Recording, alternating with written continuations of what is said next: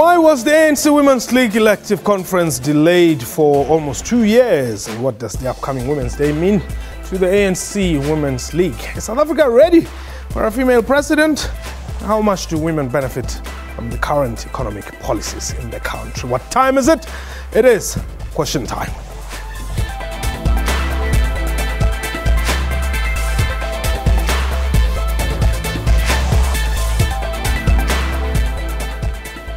Hello and welcome to the show. My name is Mpho Tsedu. With a few days left before the 2015 Women's Day celebrations, the long-awaited ANC Women's League elective conference gets underway. The league has battled to hold its conference since 2013 as provinces delayed to convene their general councils. This year's gathering is held under the theme Radical Transformation of Women's Socio-Economic Rights.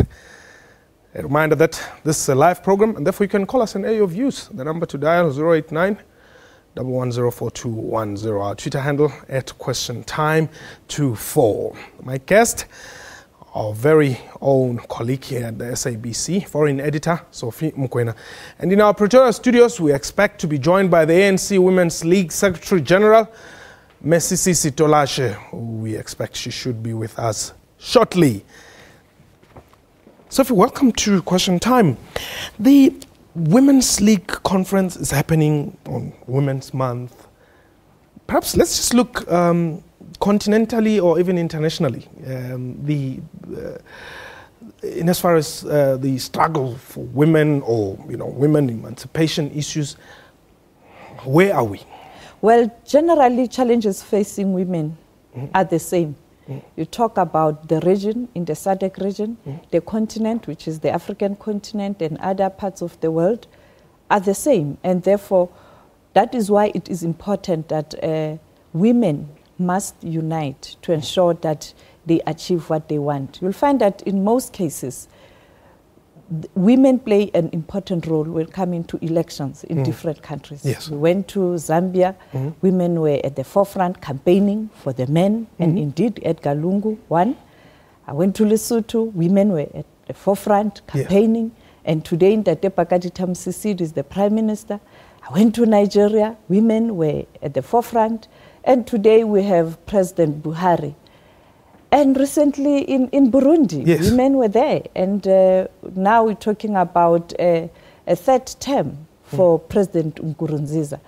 And it's a world phenomena. Everywhere where you go, you'll find that women really take politics seriously. But to put their names forward is still a challenge. Currently we have Hillary Clinton trying her luck. But there are hurdles. She still has to be approved by the Congress of the Democrats. And therefore, her name will be on the ballot. Just to cross that hurdle, to be a candidate for the Democrats, it's going to be very difficult. Because even though she started much earlier, already there are names that are doing the rounds in the Democrats. And then later, if she gets nominated, she has to face it off with the Republicans. And you have the Donald Trumps already there, the Bush there. It's men. And you look at what's happening currently in the SADC region, it's a serious problem. How many presidents do we have, female presidents? How many deputy presidents? So you go to the continent in general, how many female presidents? Only a few. And globally, it's the same problem. Therefore, the challenges are the same politically. Economically, again, it's the same. You have very few women holding senior positions in these multilateral bodies, including the international or multinational companies. Therefore, the challenges are the same. When coming to poverty, you look at what's happening in our region. Women are the ones who bear the brunt of poverty. You go to the continent, you see them, carrying babies, running away because of conflict.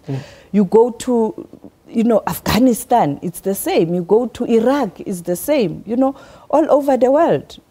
It is for that reason I'm saying the challenges facing women are the same. And therefore women globally, they must unite. Okay, now let's look continentally. An organization like the ANC Women's League, which is part of this broader ANC church, which is quite huge, not just in South Africa, but also continentally as well. What role does that organization have? Well, the ANC, we know very well, it's an old organization. And from its inception, women played an important role. Correct. Bome Charlotte Maxeke. Even before the ANC was launched, Yes. you are aware that the first Women's March, came very, very early. And the first big march against the past was organized by women in the Free State. And women have been there. Women have been there in the ANC, but there was a period where women were not allowed to occupy positions in the ANC, but they fought, and finally they were given positions. They were allowed to be part of the organization. And with that kind of experience, the ANC Women's League should know better what it takes in terms of ensuring that you fight for your right. It didn't come easy. It wasn't delivered on a silver platter. They fought for their rights and to be recognized within the organization. Therefore, with their experience and expertise, but also internationally, many women went abroad because they left the country because of political reasons, and they interacted with many people globally and women in particular. So they were exposed to challenges facing women worldwide. And also in terms of leadership, currently when you look at local government, you have many councillors, women councillors. Yes. You have mayors. Yes. Even though we have kind of regressed in terms of the premiers and all that. But almost all they the have speakers. better experience. And yes. Therefore, the ANC Women's League is in a better position to really rally women around the country, in the region, in the continent, and around the world, to unite and ensure that the real emancipation of women does happen. Because we still have young girls who are being abused by, men. You have the challenges facing women themselves in terms of abuse and poverty.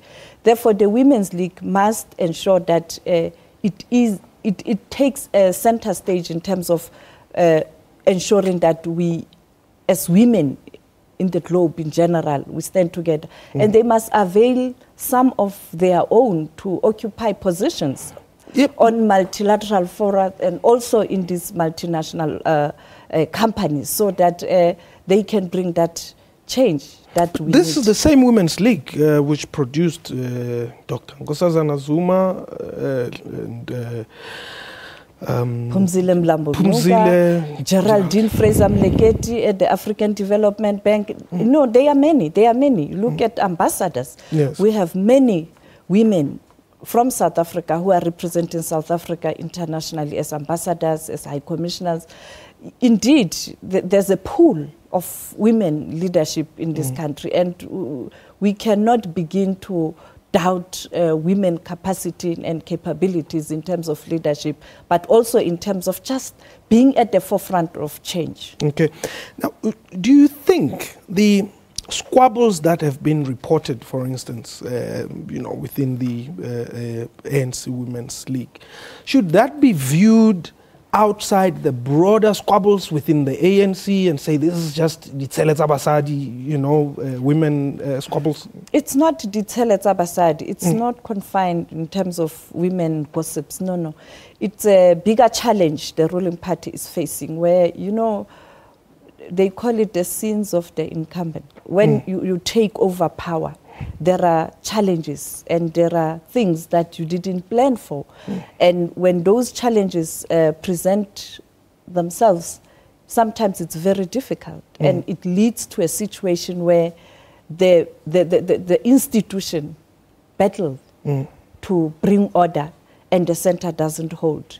And sometimes it's very difficult to maintain this democratic centralism. Yes. And that's what's happening within the ANC. I mean, ANC is facing serious challenges because of, generally the country itself is facing different challenges. And therefore to adjust and to adapt, sometimes it's very difficult. And also it takes a particular leadership to be able to navigate all those challenges. Therefore, the ANC Women's League, being part of the ANC, it's not immune to such challenges or those effects. Okay.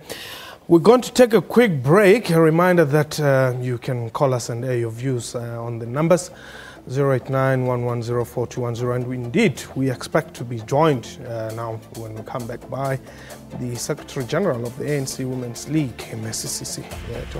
The number to dial is 089-110-4210. What do you think of the current leadership, for instance, of the ANC Women's League, of the conference? Perhaps you are going to be a delegate at the conference. Give us a call. We would love to hear from you. This is Question Time. Please don't go away.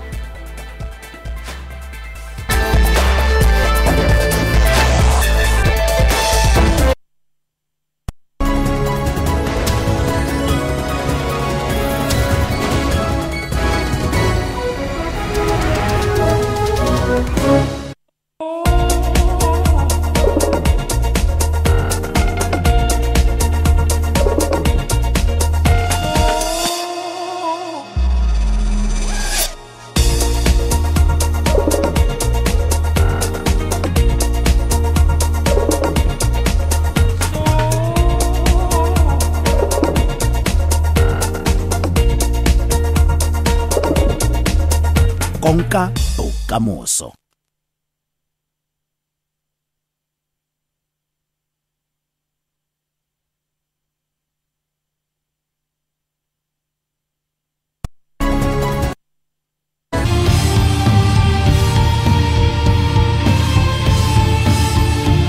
Welcome to Network, a technology news program that also discusses what's trending in social media in and around Africa. MTN has launched its new movie and television streaming service, Front Row.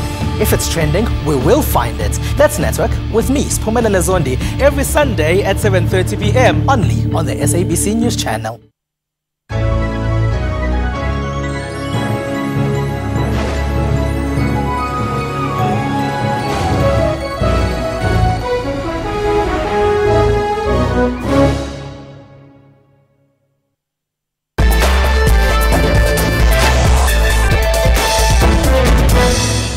Welcome back to Question Time. We spoke to the ANC Women's League spokesperson about the alleged divisions, and this is what she had to say.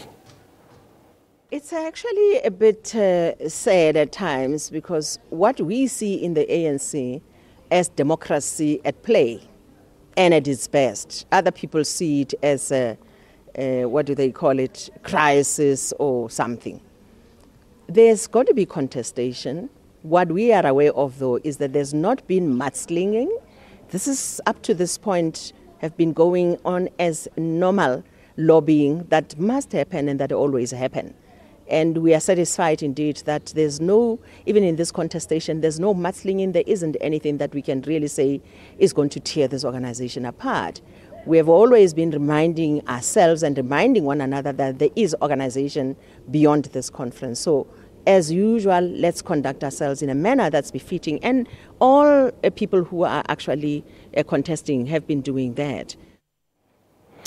That was May Edna Mlewa, the spokesperson of the ANC Women's League. My guest in studio, Sophie Mkwene, is our foreign editor, and in our Tshwane studios, ANC Women's League Secretary General, Mesisisi Tolashe.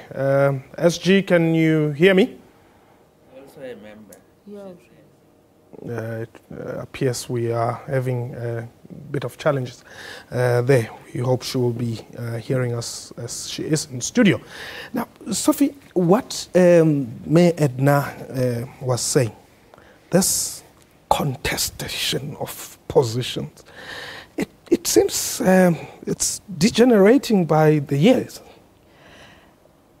I don't think so. I think it's a healthy contestation. If people hold different views in terms of leadership, it's good that people should be allowed to contest positions and perhaps provide or give better reasons in terms of what they want to do for an institution or the organization. And in this case, you have I think 5 positions that are going to be contested in terms of nominations by the provinces, but you can't rule out a nomination from the floor. Yes. Currently, we know that there are rumors that the current president, Me Njimotsecha, and Minister of Social Development, Bathabile Dlamini, will be contesting the president's position.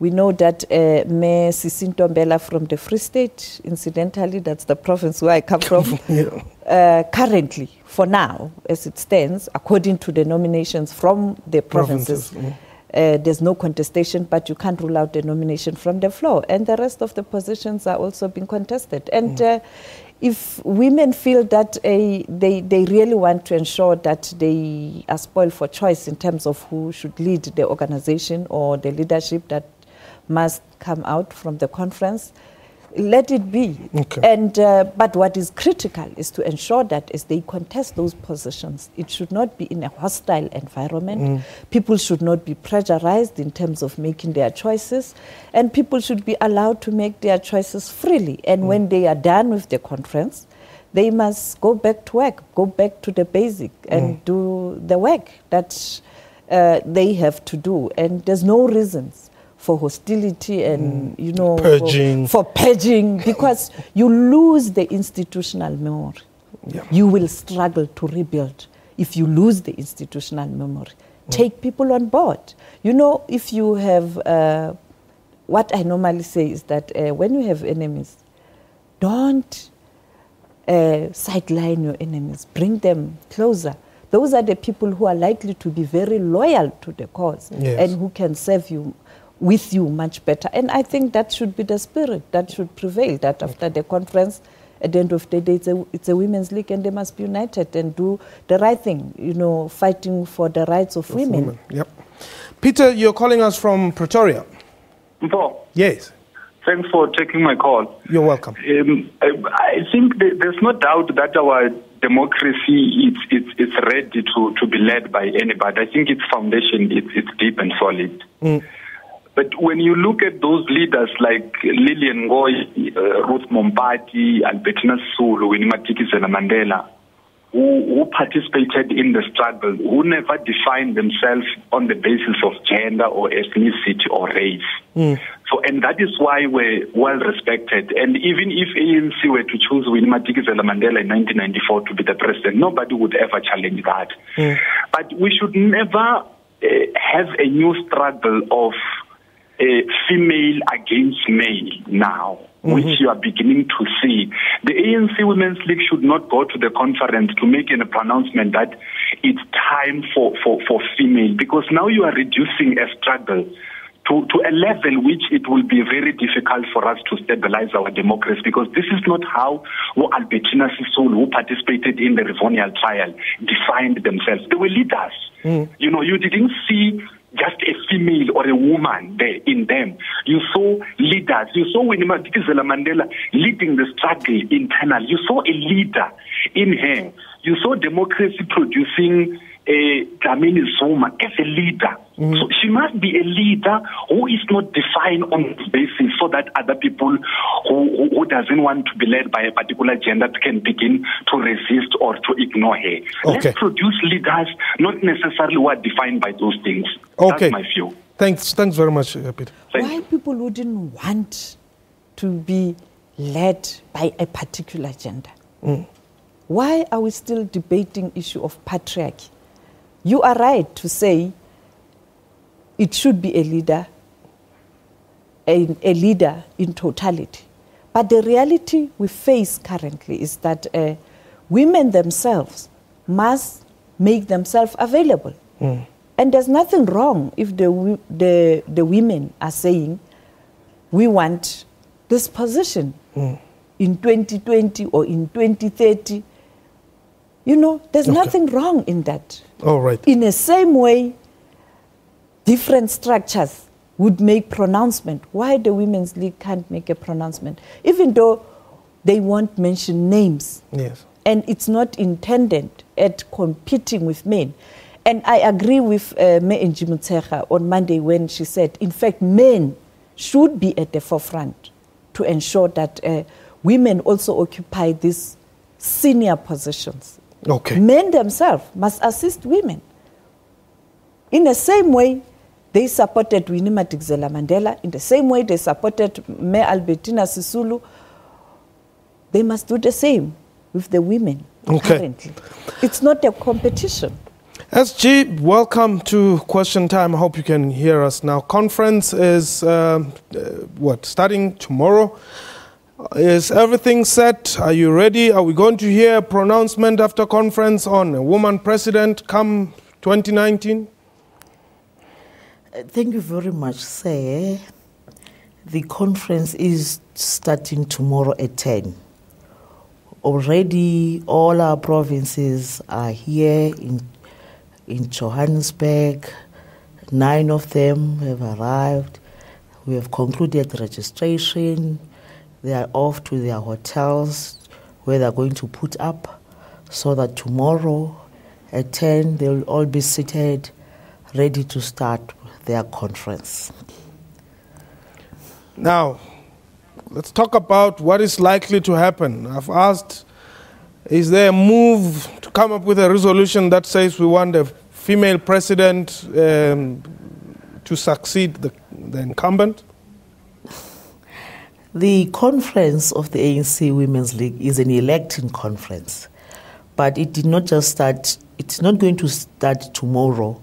The process started last year already when we had a policy conference where in there we were trying to sharpen up what might be our policy documents that we are going to present to the conference so that in there we take decision.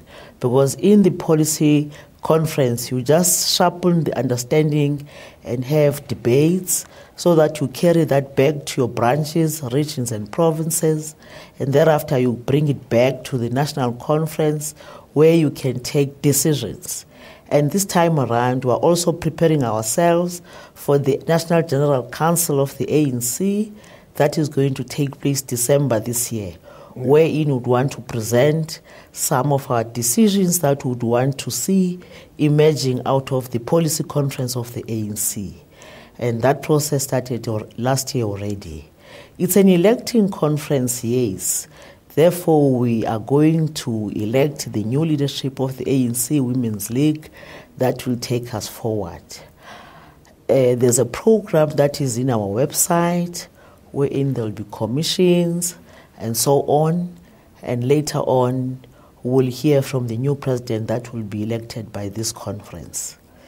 The conference has a right to discuss issues that might arise from the floor, but as per the constitutional norms, you might have to have a sizable number of your delegates in the conference for you to discuss anything else that is not in the agenda of the conference. Okay. However, that conference is going to discuss the very important discussion documents in the ANC, the organizational design. So we are going to embark on very vigorous discussions in the Women's League 12th National Conference. Now, SG, let's not talk politics now. Let's talk the truth. Yes, sir. Is the Women's League interested in the presidency of the ANC? The Women's League is interested in all positions of the ANC. Remember, we are members of the ANC before we become members of the ANC Women's League. Therefore, we can be elected in any position. We can also elect our candidates in an ANC conference for the fact that we are members of the ANC, as well as having an ex-officio status in the ANC conference as the ANC Women's League. Therefore, we have that right to elect as members, but we also have a right to lobby ANC branches that makes 90% of the ANC conference, to lobby them to say, we would want to share with you branches of the ANC and lobby you for us to have this particular candidate for this particular position. So that is our right. It's enshrined in the constitution of the ANC. Okay. Quickly, SG, I'm with our foreign editor here, Sophie Mkwena. I think she may have one or two things to say to you, perhaps to consider even during conference. I think my question will be in terms of the challenges facing women. Can you share with us the documents that will table before conference that are aimed at discussing how to deal with challenges facing women, particularly the economic challenges? Thank you, Ms. Sophie. Right in our policy conference where we are from, that also in our theme, we are talking about the radical change, that is economical change for women. And that tells you the story that we are committed as the Women's League to make sure that women who are still locked up in poverty are being liberated from there by making sure that the laws that exist that allows women to participate in the real economy of this country, they can participate in a meaningful way. We realize that there are still bottlenecks somewhere. Therefore, this conference must come up with meaningful resolution on how to deal with those bottlenecks, working with our other stakeholders beyond political affiliation, and also working with our own government to make sure that the majority of this country, which are women, are really, their lives are really changed in a meaningful way. So this conference is also going to deal with that. It's going to deal with women and health. We have very relevant laws that are in place. However, there are still some challenges. Okay. We are going to deal with women in education. SG, unfortunately, we have run out of time. Let us wish you all the best in your deliberations and commissions, and hope that the conference will go well and you will represent the women of South Africa and members of the ANC Women's League. That was question time for today. A big thank you to my guest, Sophie Mokoena, and CCC Tolash, the Secretary General of the ANC Women's League. From me and the crew, have yourself a wonderful time. Goodbye.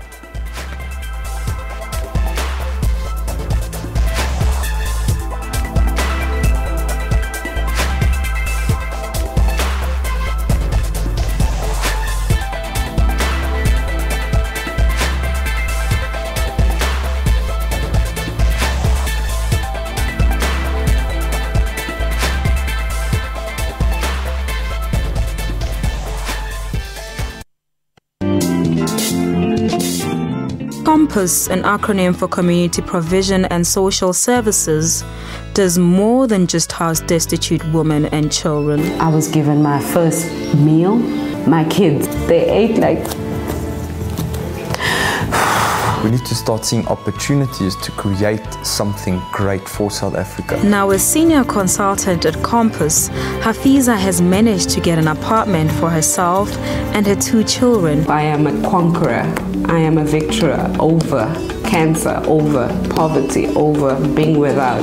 Join me, Refiwe Mwiba, on Bophelong, your show about those who take on and conquer life's challenges, every Saturday at 17:30.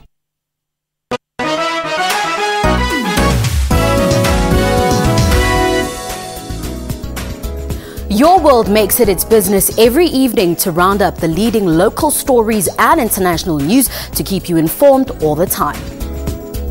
Make a date with Your World every evening for all the news headlines around the world to keep you abreast with knowledge. Catch Your World for headlines across the world every Monday to Friday from 9 p.m, then Saturday and Sunday from 7 p.m.